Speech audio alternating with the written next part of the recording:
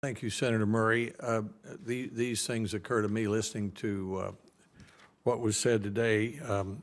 Reimbursement is something we need to focus on. The acting head of CMS mentioned that I believe the cost of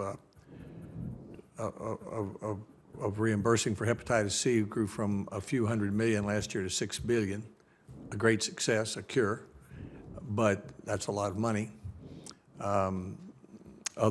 Another company told me that while they're losing hundreds of millions of dollars a year, they're producing a new breakthrough therapy that will cure a dreaded disease. Its annual cost is going to be a few $100,000.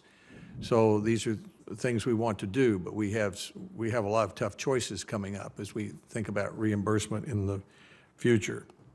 It was important to hear that attention from Congress matters. I mean, the point that the FDA had all the authorities with breakthrough authorities that it needed were already in the law, but the fact that the new law came in seemed to put an emphasis on it. That's useful to us. I think it's important too, in terms of the funding, on the point of increasing funding for NIH, there is widespread, well, I'll just speak for myself, I think we should do that.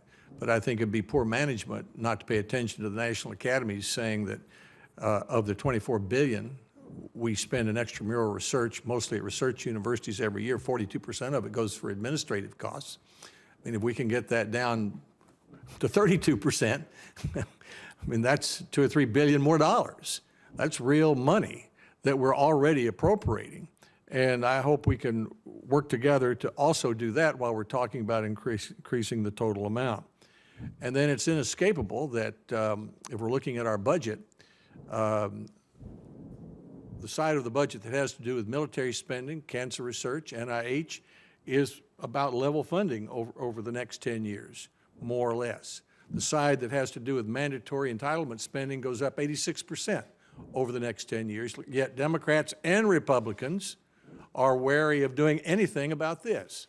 And we've said many times, or I've said many times, the fact is, unless we do something about this, we'll never be able to do anything about this. It's going to squeeze out the money that would go for all the things we're talking about today. So that's a spirited discussion that we can continue to have. But I would ask finally that each of you, after you leave, if you reflect on anything that you'd like to say to us in terms of specific steps you'd like for the Congress to take, I hope you would do that. I have some words to say. I have a little ritual I have to go through at the end here, and it's written on a piece of paper. The hearing record will remain open for 10 days. Members may submit additional information and questions for the record within that time if they would like. The next hearing on medical innovation is tentatively scheduled for April 28th. Thank you for being here. The committee will stand adjourned.